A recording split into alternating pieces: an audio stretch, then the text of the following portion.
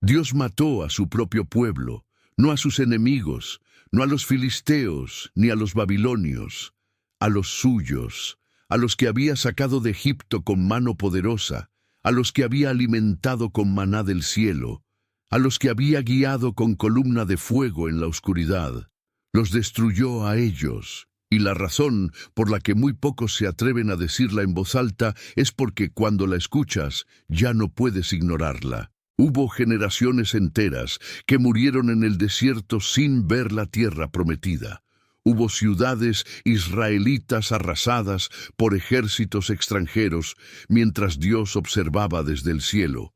Hubo un templo sagrado, el templo que Salomón tardó 7 años en construir, consumido por las llamas de Nabucodonosor, mientras los sacerdotes morían entre sus columnas. Y hubo un exilio que duró 70 años, 70 años de esclavitud en tierra extraña, de lamentos junto a los ríos de Babilonia, de niños que crecieron sin conocer Jerusalén. Todo esto no ocurrió a pesar de Dios. Ocurrió por decisión de Dios. Hermanos amados, lo que vamos a descubrir hoy no es una historia cómoda. Es la historia más aterradora y más esperanzadora de toda la Biblia al mismo tiempo, porque la respuesta a por qué Dios destruyó a su propio pueblo revela algo sobre su carácter que cambia completamente la manera en que lo entendemos. Y cambia también la manera en que nos vemos a nosotros mismos. Antes de entrar al fondo de esta pregunta, necesitamos entender una cosa fundamental. La relación entre Dios e Israel no era simplemente la relación entre un creador y sus criaturas. Era algo mucho más íntimo, mucho más exigente y mucho más peligroso que eso. Desde el Sinaí, Dios estableció un pacto, y un pacto en el mundo antiguo no era un simple contrato de servicios. Era una alianza de sangre, un compromiso total que involucraba la vida entera de ambas partes. En ese pacto, Dios prometió protección, bendición, tierra y presencia, e Israel prometió obediencia, fidelidad exclusiva y santidad. Las cláusulas del pacto estaban escritas en Deuteronomio con una claridad que no dejaba espacio para la interpretación. Deuteronomio capítulo 28, versículo 1 dice: Si escuchas atentamente la voz del Señor tu Dios y cumples con cuidado todos sus mandamientos que yo te ordeno hoy, el Señor tu Dios te pondrá por encima de todas las naciones de la tierra. Pero el mismo capítulo, a partir del versículo 15, describe con detalle aterrador lo que vendría si Israel abandonaba el pacto. Hambre, derrota, enfermedad, exilio, destrucción. No eran amenazas vacías, eran las condiciones firmadas, eran el contrato que Israel había aceptado al pie del Sinaí cuando respondió con una sola voz: todo lo que Dios ha dicho, haremos. Y aquí está la primera parte de la respuesta que nadie se atreve a dar completamente. Dios no destruyó a Israel de manera arbitraria ni caprichosa. Lo destruyó exactamente como había prometido que lo haría si Israel rompía el pacto. Lo que muchos llaman castigo divino era, en realidad, el cumplimiento preciso de un contrato que Israel mismo había firmado. Pero esto nos lleva a una pregunta aún más profunda. ¿Qué fue exactamente lo que hizo Israel para llegar a ese punto? ¿Cuál fue el pecado tan grave que encendió la ira de Dios de manera tan devastadora? La respuesta que los profetas dan una y otra vez es siempre la misma, y siempre nos incomoda porque es más cercana de lo que queremos admitir: la idolatría. No los pecados que normalmente imaginamos cuando pensamos en pecado, no el robo pequeño ni la mentira cotidiana. La idolatría en su forma más sistemática, más deliberada y más persistente. Israel no tropezó con los ídolos, los buscó activamente, los construyó con sus propias manos, los instaló en lugares altos, en cada colina y bajo cada árbol frondoso, como describe el profeta Jeremías. Los adoró en público, con sus hijos presentes, durante generaciones. El rey Manasés, uno de los reyes de Judá, gobernó durante 55 años. 55 años. Y en ese tiempo hizo algo que Segunda de Reyes, capítulo 21, versículo 6, describe con estas palabras. Hizo pasar a su hijo por el fuego, practicó la adivinación y la hechicería, y recurrió a médiums y espiritistas. Hizo mucho mal a los ojos del Señor, provocando así su ira. Pasar a su hijo por el fuego. Esto no es una metáfora, era el sacrificio de niños al dios Moloch, una práctica que las excavaciones arqueológicas en el valle de Hinnom, justo al sur de Jerusalén, han confirmado con evidencia que no deja duda. Los israelitas, en sus peores momentos, sacrificaban a sus propios hijos en rituales de fuego a dioses que no existían, y lo hacían dentro de la vista del templo de Jehová. Hermanos queridos, necesitamos detenernos aquí un momento, porque esto no era Israel actuando desde la ignorancia. Estos eran hombres y mujeres que habían escuchado la Torá, que conocían los mandamientos, que habían visto las maravillas de Dios, o que habían escuchado a sus padres describirlas. Su pecado no era ignorancia, era traición deliberada y consciente, y la traición dentro de un pacto de sangre tenía solo una respuesta posible en el mundo antiguo. Pero aún así, hermanos amados, algo en nosotros resiste esta explicación, porque el Dios que conocemos en la Biblia no es un Dios que abandona fácilmente. Es un Dios de paciencia extraordinaria, de misericordia interminable, de oportunidades que se multiplican más allá de lo razonable. Y la historia confirma esto de una manera que deja sin palabras. Dios no destruyó a Israel de manera repentina. Lo advirtió durante siglos, no años, siglos. Desde los tiempos de los jueces, cuando Israel comenzó a abandonar el pacto, Dios enviaba profetas, enviaba sufrimiento temporal como advertencia. Permitía que enemigos los atacaran brevemente para que despertaran, y cuando se arrepentían, levantaba jueces que los liberaban. El ciclo se repite en el libro de Jueces con una regularidad que es casi dolorosa de leer. Israel peca, Israel sufre, Israel clama, Dios responde, Israel es liberado, Israel vuelve a pecar. Este ciclo duró aproximadamente 300 años.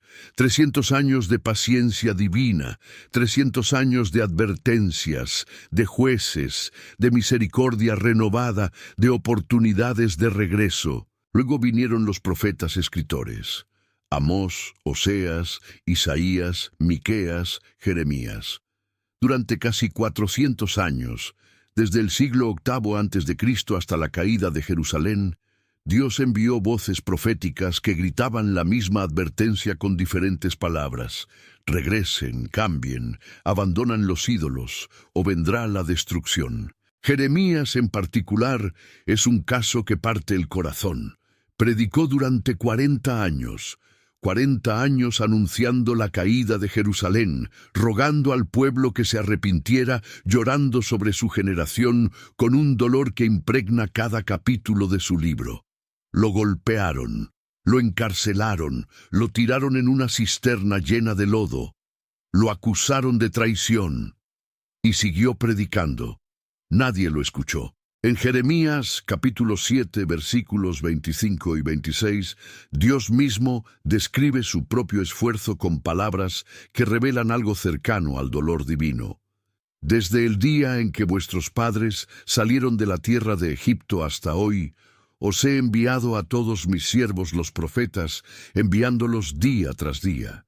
Pero no me oyeron ni inclinaron su oído, antes endurecieron su cerviz e hicieron peor que sus padres. Día tras día, durante 700 años de éxodo hasta la caída de Jerusalén, Dios envió mensajeros, y la respuesta fue silencio, burla o violencia contra los mensajeros mismos. Aquí llegamos al punto que más incomoda, y que es absolutamente central para entender la respuesta completa. ¿Por qué no podía Dios simplemente ignorar el pecado de Israel y continuar protegiéndolo de todas formas? Esta pregunta parece razonable desde una perspectiva humana moderna. Somos una cultura que valora la tolerancia por encima de casi todo, y la idea de un Dios que castiga nos resulta difícil de reconciliar con la imagen de un Dios amoroso. Pero esta dificultad revela algo sobre nosotros, no sobre Dios. El problema de la santidad divina es este: Dios no puede coexistir con el mal de manera indefinida sin dejar de ser Dios. No porque sea temperamental o cruel, sino porque su naturaleza misma es incompatible con la injusticia sostenida. Un Dios que observa el sacrificio de niños, la opresión de los pobres, la corrupción sistemática de la justicia y simplemente mira para otro lado, no es un Dios bueno, es un Dios indiferente. Y un Dios indiferente no es digno de adoración. Los profetas entendían esto perfectamente. Amós, capítulo 5, versículos 21 al 23, registra las palabras más desconcertantes que Dios pronunció jamás sobre su propio culto. Odio y rechazo vuestras festividades religiosas. No me agradan vuestras asambleas solemnes. Aunque me ofrezcáis holocaustos y ofrendas de cereal, no las aceptaré, ni miraré las ofrendas de paz de vuestros animales engordados. Quitad de mí la multitud de tus cantares, pues no escucharé las melodías de tu arpa. Este pasaje es extraordinario. Dios está rechazando su propio culto. Está diciendo que los sacrificios que Él mismo ordenó en el Sinaí le producen repulsión. ¿Por qué? Porque el versículo 24 revela la razón. Pero que el juicio corra como las aguas y la justicia como impetuoso arroyo. El culto sin justicia social era para Dios una blasfemia. Israel había aprendido a mantener las formas religiosas mientras aplastaba a los pobres, corrompía los tribunales y adoraba ídolos los fines de semana. Y esto era exactamente lo que hacía que el humo de sus sacrificios fuera ofensivo ante Dios. Hermanos queridos, esto tiene implicaciones para nosotros que no podemos ignorar. La religiosidad externa nunca ha sido suficiente para Dios. Nunca lo fue en el Antiguo Testamento y nunca lo será ahora. Pero la destrucción, cuando finalmente llegó de maneras que revelan algo más sobre el carácter de Dios que simplemente ira. El año 722 antes de Cristo. El imperio asirio, bajo Sargón II, uno de los conquistadores más brutales de la historia antigua, invade el reino del norte de Israel. Samaria cae después de un sitio de 3 años. 3 años de resistencia, de hambre dentro de las murallas, de esperanza que se agota lentamente. Y cuando las murallas caen, Segunda de Reyes, capítulo 17, versículo 6, registra con frialdad histórica. En el año 9 de Oseas, el rey de Asiria tomó Samaria y llevó a Israel cautivo a Asiria. Las 10 tribus del norte desaparecieron en el imperio asirio. Históricamente, los asirios tenían una política deliberada de dispersión. Deportaban a las poblaciones conquistadas y traían extranjeros a ocupar las tierras vacías.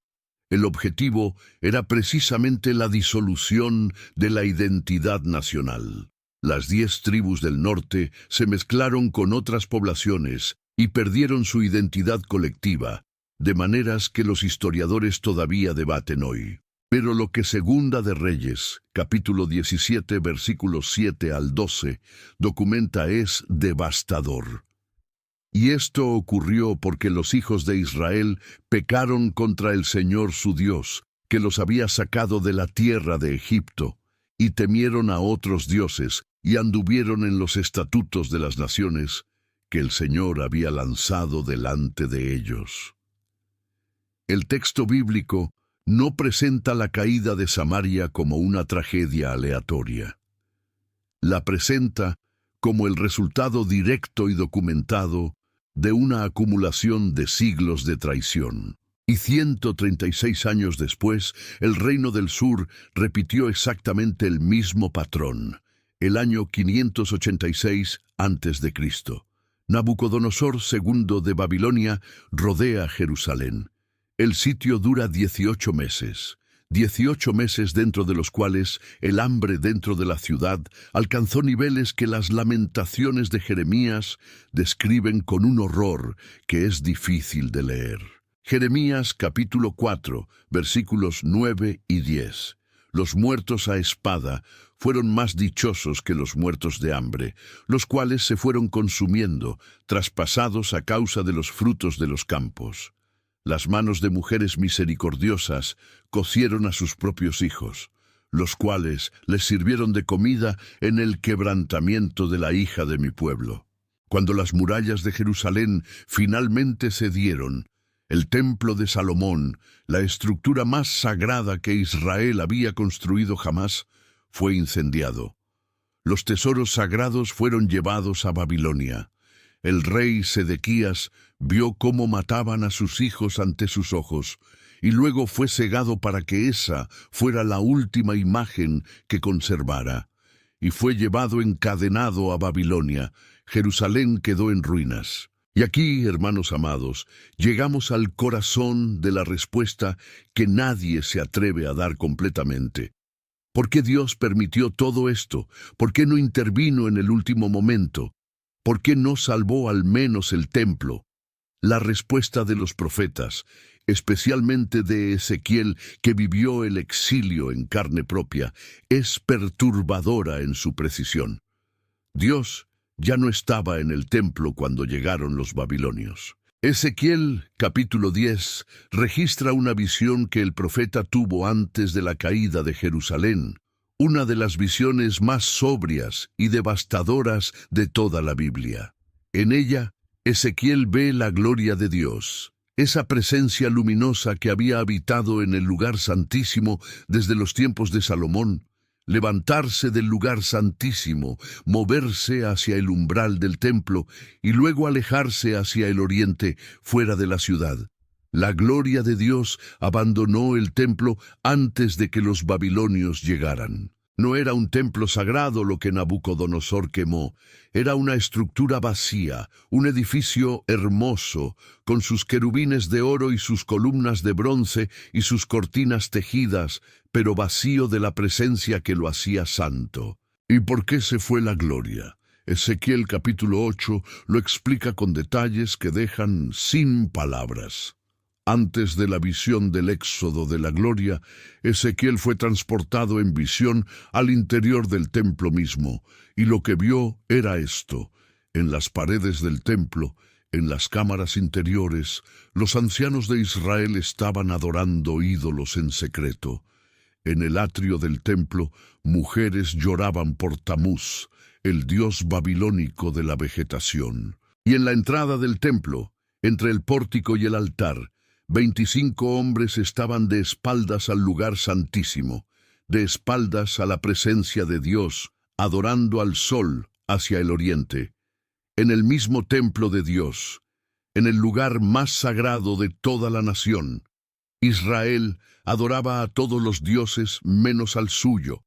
La destrucción del templo no fue una derrota de Dios. Fue Dios retirando su presencia de un lugar que ya había sido profanado por quienes debían guardarlo. Pero hermanos queridos, si la historia terminara aquí, sería simplemente una historia de juicio. Lo que la hace diferente, lo que la hace única en toda la literatura religiosa del mundo antiguo, es lo que ocurre después del juicio. Porque los dioses de las naciones en el mundo antiguo eran dioses nacionales. Cuando una nación caía, se entendía que su dios había sido derrotado por el dios del conquistador. Los babilonios interpretaron la caída de Jerusalén exactamente así. Marduk había vencido a Yahvé. Pero los profetas israelitas interpretaron lo mismo de manera diametralmente opuesta. Isaías capítulo 45 versículos 1 y 4, escrito décadas antes de que Ciro el Grande naciera siquiera, registra estas palabras asombrosas. Así dice el Señor a Ciro, su ungido, a quien tomó de la mano derecha, para sujetar naciones delante de él y desatar la cintura de los reyes. Por amor a Jacob mi siervo, y de Israel mi escogido, te llamé por tu nombre. Te puse sobrenombre, aunque no me conociste. Dios estaba nombrando por nombre al futuro liberador de Israel antes de que existiera. Estaba declarando que el mismo exilio que parecía la derrota final era en realidad el instrumento de una restauración planeada. Y el año 538 a.C., Ciro el Grande conquistó Babilonia y emitió su famoso decreto, permitiendo a todos los pueblos exiliados regresar a sus tierras. El pueblo que había llegado a Babilonia encadenado, regresó a Jerusalén con permiso imperial, con fondos imperiales, con la orden explícita de reconstruir su templo. Lo que los babilonios habían quemado, los persas lo ayudaron a reconstruir. Y aquí está la respuesta completa que nadie se atreve a dar, porque requiere sostener dos verdades al mismo tiempo, y nuestra mente moderna prefiere la simplicidad. Dios destruyó a su pueblo porque lo amaba demasiado para permitirle continuar destruyéndose a sí mismo. Esta no es una respuesta cómoda, no es la respuesta que queremos escuchar, pero es la respuesta que los profetas dieron una y otra vez, con una consistencia que atraviesa siglos. Oseas, el profeta que Dios mandó a casarse con una mujer que lo traicionaría repetidamente como metáfora viva de la relación de Dios con Israel, registra en el capítulo 11, versículos 8 y 9, uno de los textos más extraordinarios de toda la Biblia. Dios habla en primera persona, con una vulnerabilidad que no tiene paralelo en ninguna otra literatura religiosa antigua. ¿Cómo podré abandonarte, oh Efraín? Te entregaré yo, Israel. ¿Cómo podré yo hacerte como a Adma, o ponerte como a Seboim? Mi corazón se conmueve dentro de mí, se inflama toda mi compasión. No ejecutaré el ardor de mi ira, ni volveré para destruir a Efraín, porque Dios soy, y no hombre, el santo en medio de ti, y no entraré en la ciudad. ¿Oyeron eso? El Dios que acababa de permitir que Asiria destruyera el reino del norte está describiendo el proceso de esa decisión como algo que le producía una agonía interior. Mi corazón se conmueve dentro de mí. El juicio de Dios no llegó desde la indiferencia, llegó a través del dolor. Y esa es la parte que nadie se atreve a decir porque cambia todo. Porque si el juicio divino viene a través del dolor divino, entonces estamos ante un Dios que no es el juez frío que firma sentencias de condena desde un tribunal celestial. Estamos ante un Dios que siente cada uno de los golpes que da, que se duele por cada generación que se pierde, que envía juicio como último recurso después de agotar todas las alternativas. Hermanos amados, todo lo que hemos visto hasta aquí tiene implicaciones que no podemos dejar en el pasado. El patrón que destruyó a Israel no es un patrón arqueológico, es un patrón humano. Es el mismo patrón que aparece en cada generación, en cada cultura, en cada corazón que comienza a sustituir a Dios con algo más manejable, más conveniente, más ajustado a sus deseos. Los ídolos de Israel no eran solo estatuas de piedra, eran sustitutos de Dios que prometían bendición sin obediencia, prosperidad sin santidad, protección sin fidelidad. Eran la ilusión de que se podía tener los beneficios del pacto con Dios mientras se vivía exactamente como si ese pacto no existiera. Cada generación fabrica sus propios ídolos con materiales diferentes, pero la función es siempre la misma: ocupar el espacio que le pertenece a Dios sin costar lo que Dios cuesta. El profeta Jeremías lo resumió en el capítulo 2, versículo 13, con una imagen que todavía es devastadoramente precisa. Porque dos males ha hecho mi pueblo: me dejaron a mí, fuente de agua viva, y cavaron para sí cisternas, cisternas rotas que no retienen el agua. Cisterns rotas, sustitutos que parecen funcionar, que parecen contener algo, pero que tienen grietas invisibles por las que todo se escapa. Y cuando la sed llega de verdad, cuando la crisis es real, cuando la vida demanda algo que solo la fuente puede dar, la cisterna rota no tiene nada que ofrecer. Israel aprendió esto de la manera más dolorosa posible, y la pregunta que cada generación tiene que responder por sí misma es esta: ¿aprenderemos nosotros de su experiencia o necesitaremos repetirla? Pero la historia no termina con el juicio, y esto es quizás lo más importante de todo lo que hemos visto hoy. Después del exilio de 70 años, un remanente regresó. No todos los que habían sido llevados a Babilonia regresaron, ni todos los descendientes de los exiliados hicieron el viaje. Pero un remanente sí lo hizo.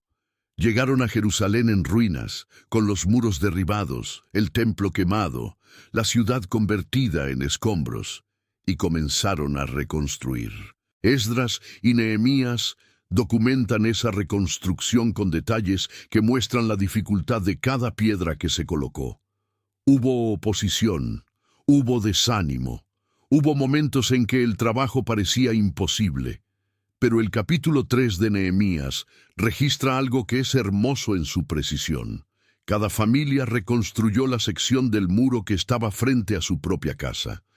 Reconstruyeron desde lo que estaba más cerca, desde su propia responsabilidad inmediata. Y el templo se reconstruyó, más pequeño que el de Salomón, sin el arca del pacto que nunca fue recuperada, sin la gloria visible que Ezequiel había visto retirarse, pero en pie, funcionando, vivo, y 4 siglos después, en ese templo reconstruido y ampliado por Herodes, un hombre de Galilea enseñó en el atrio y limpió los mercaderes y declaró algo que los profetas habían anunciado desde siglos antes: que la presencia de Dios no necesitaba un edificio para habitar, que la gloria que Ezequiel había visto retirarse hacia el oriente había regresado, pero encarnada en carne humana. La destrucción que Dios ejecutó no fue el final de la historia, fue la preparación del escenario para la historia más grande.